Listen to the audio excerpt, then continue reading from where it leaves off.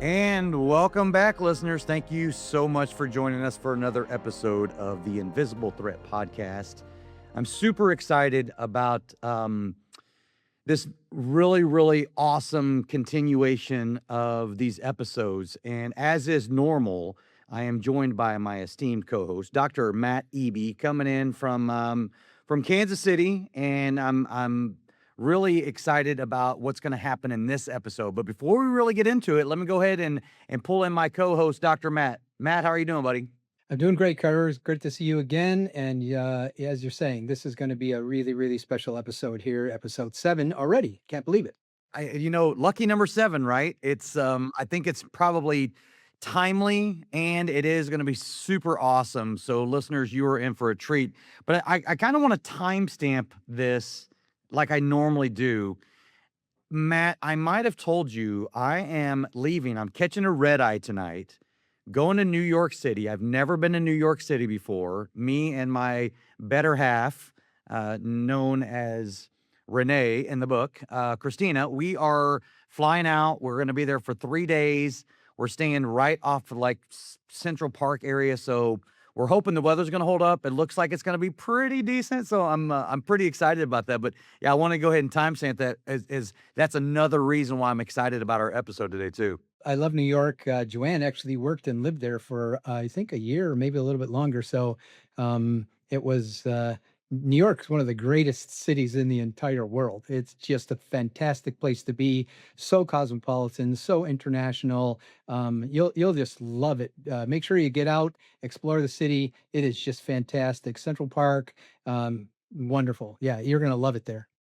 Yeah, we're like zero point 0.8 miles from, I think, Times Square. We're like, so there's a few things, we're only going to be there for a few days. We really only get 1 day to actually explore on our own. It is sort of business predominant, but anyway, it's really exciting. And I know Christina's excited catching the red eye. Hopefully I'll get a chance to catch a few Z's on the way out there anyway. Yeah, good for you. That's awesome. Matt, over the past few episodes, we've been demonstrating a moment that occurred during a routine examination, right? And an examiner noticed something in a group of discretionary decisions, not a violation, right? As we talked about before, not a policy failure, but as we mentioned in the last episode, a pattern. And that observation created a moment of disagreement between the examiner and management. The examiner was asking how the discretionary judgment was forming. Management was explaining how discretion was being exercised. And, nothing improper had occurred. But something about the moment didn't settle easily. And what makes the moment interesting for us is that the disagreement wasn't resolved, but during the conversation, it changed. Carter, if it's okay with you, today I'm going to remain as the narrator throughout this episode. But before we dive into today's scenario, let's set the stage by going back to episode 3, that meeting that you're discussing between the examiner and the manager, because the shift that happened there is something fiduciary leaders see all of the time. Matt, I really think it's a great idea for you to take the role of the narrator once we get to today's scenario for this episode, and I'll continue in the role of manager, right? So, and looking back at episode 3, listeners, the examiner noticed that several discretionary decisions seemed to follow this pattern. And that pattern raised a reasonable question in the examiner's mind about how discretion was being exercised.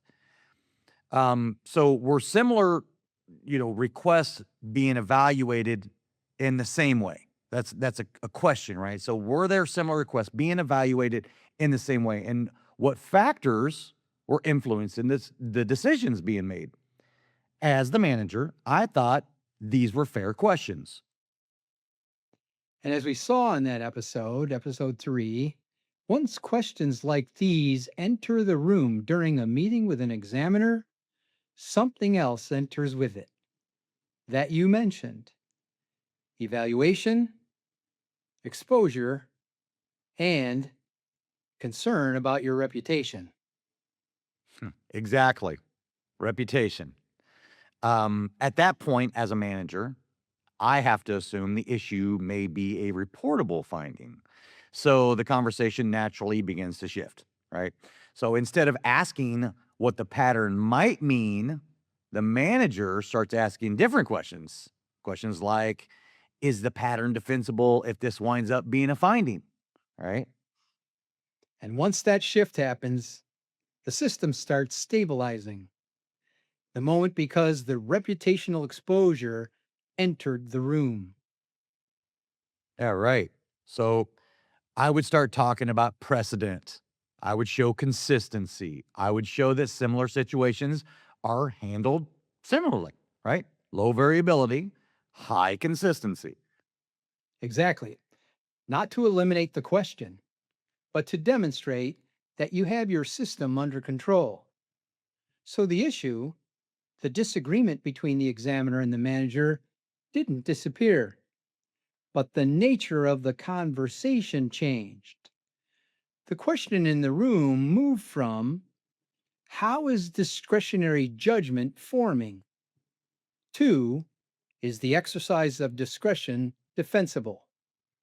And the moment passed. And once defensibility becomes a primary focus, the reasoning in the room reorganizes around it. And if you remember in episode 6, we introduced the way of seeing what's happening in moments like this. We called it the A-fire compass.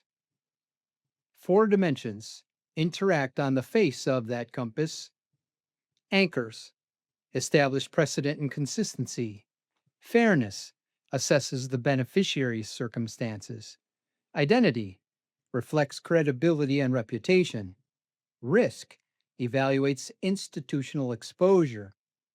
And then there's emotion, the force that creates urgency and pressure. Yeah, and that A-FIRE acronym is so awesome. And when those forces pull in different directions, disagreement appears. And that disagreement is actually useful, unlike other disagreements. It tells you multiple legitimate forces are active at the same time. And when examination risk enters the room, the conversation often reorganizes around what's most defensible. And in fiduciary systems, the easiest way to demonstrate defensibility is through 2 of these dimensions: anchors and risk. Yeah. So Matt, that really just means precedent and defensibility. And once those two dominate the conversation starts to focus on showing that the management has the issue under control and that it is defensible. The manager requested another meeting with Joanne, the consultant that he'd hired to help with the examiner's concerns. Joanne, thank you so much for your time today. After the meeting with the examiner, something about that moment, it still bothered me. So I had asked you to look at the situation because I know you consult with organizations when something about the way judgment is being exercised doesn't quite sit right. You reviewed the same files I had been discussing with the examiner, but you were looking at them differently. Well, Carter, as I mentioned in our last meeting, what I saw was not misconduct, and it was not a policy failure. Instead, what I saw was that the conversation had compressed.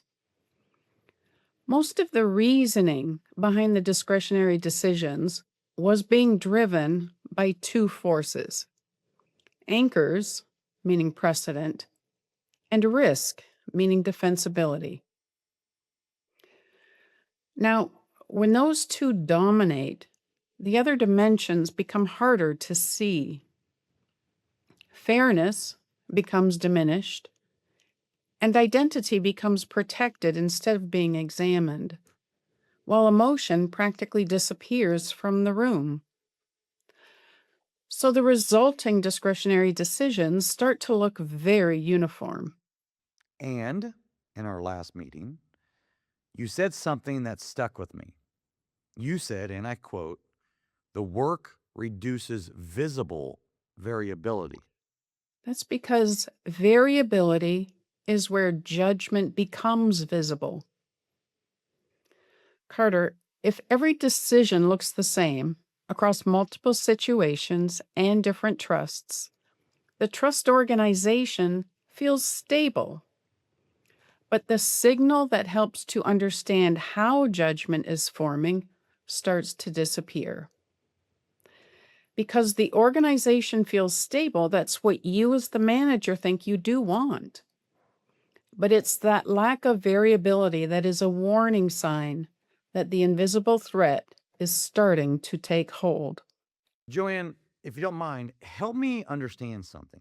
If the discretion is consistent, if the reasoning is defensible, and no rule has been broken, what exactly are we supposed to do? Right now, absolutely nothing. Because the most important thing in the room is not the exercise of discretion, it's the moment just before that happens. And if that moment closes too quickly or doesn't even get the chance to occur, we'll never see what's actually shaping the judgment. That's an uncomfortable idea for organizations who rely on assumptions built on efficiency and speed. It is generally assumed that leadership means moving the agenda forward, providing clarity, resolving uncertainty. But in fiduciary work, Carter, some of the most important leadership moments happen before clarity is possible. When multiple obligations pull in different directions, when the right answer is not obvious yet, leadership in those moments does not rush to resolve that tension. Leadership holds it long enough for fiduciary judgment to emerge. So, when you reopened this conversation, the one I had with the examiner, you weren't trying to turn this into a bigger issue? That's right. I was protecting the moment because once the conversation collapses entirely into defensibility, the organization stops asking what is actually driving the judgment. Take note, moments like this shape the organization's culture, not policies, not training. Culture forms in the moments when uncertainty is either closed quickly or held long enough to matter. And when the room closes, the system assumes the issue has been resolved. When in reality, the system may have simply moved past the moment, past the gate, which is the entryway where deeper understanding begins. Earlier in the podcast series, we described something called entering the gate. That's the moment when fiduciary leaders step into a situation where multiple forces are pulling. The answer isn't obvious yet, and they hold the moment. That's where real fiduciary understanding begins.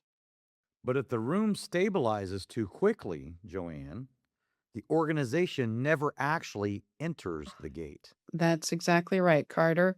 The organization simply moves on, and the forces that are shaping the fiduciary judgment remain invisible. So then the question really becomes this: if leadership holds the moment long enough, what actually appears? Assumptions. Because if the gate stays open long enough, it allows the real assumptions behind the judgment to start surfacing. The things no one could see that they were actually relying on. And some examples of that? Well, often it's something simple. An assumption, for example, like requests like this usually lead to problems.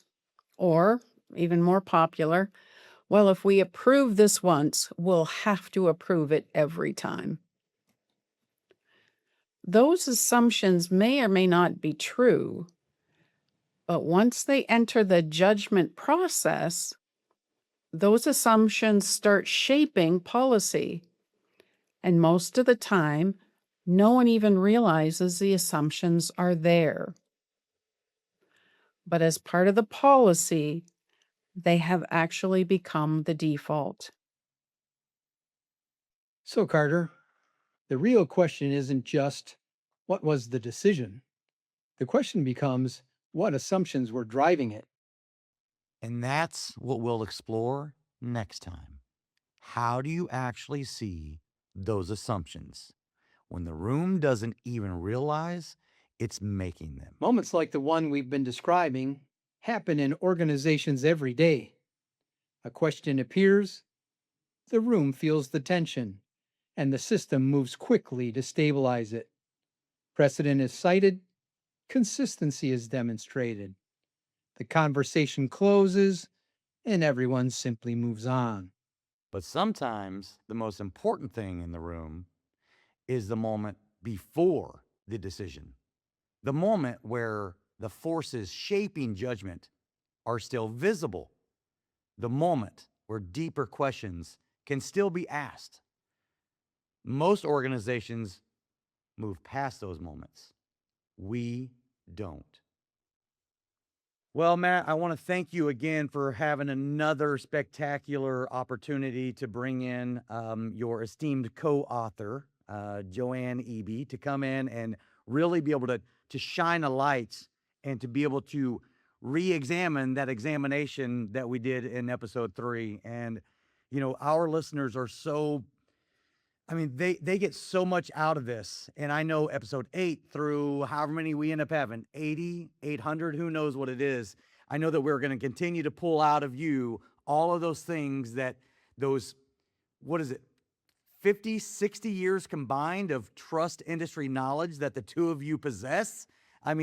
Our listeners are so, in for a treat over these next however many different episodes that we have. So thank you so much for being able to do this with me on a regular basis. Well, I hate to admit it, but we're probably getting closer to about 80 years of combined experience. So that's yeah, it's kind of amazing. But thanks so much, Carter, for the opportunity to work with you on this. And yeah, as always, I make the claim that Joanne is the best in the industry at what she does. And for people that know her and worked with her, they know what I'm talking about. So once again, thanks, Joanne, for joining us. And it's an honor to work with you. And yeah, nobody better. Yeah, no doubt about it. So, hey, listeners, make sure to like, share, and subscribe wherever you get your podcasts. And please join us for another episode next week as we will see you back here on the Invisible Threat Podcast. Thank you, everybody. Thank you. Bye.